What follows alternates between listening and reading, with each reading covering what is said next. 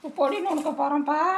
அதுக்கு பெருங்காயம், உப்பு வறுத்து வச்சுருக்கோம், பெருங்காயம் வறுத்து வச்சுருக்கோம், கருவேப்பிலை, பூண்டு, பட்டை மிளகா வறுத்து வச்சுருக்கோம், கடலப்பருப்பு, கருப்பு உளுந்து, பொரி அரிசி கொஞ்சோண்டு, இது எள்ளு எல்லாத்தையும் போட்டு பொடி நுணுக்கணும். இப்படி நுணுக்கினாக்கா சூப்பராக இருக்கும் பொடி.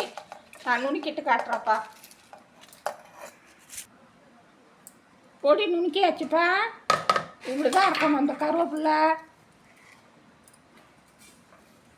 பாருங்க, பொடி நல்லா கமன்னு வாசனையாக இருக்குது.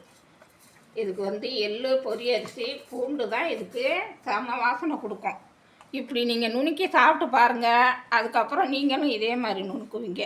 கருவேப்பிலை எல்லாம் போட்டிருக்கோம்ப்பா. முடிக்கு நல்லது, நல்லா முடி வளரும். இந்த வீடியோ பிடிச்சிருந்தா லைக் பண்ணுங்கள், ஷேர் பண்ணுங்கள், சப்ஸ்கிரைப் பண்ணுங்கப்பா.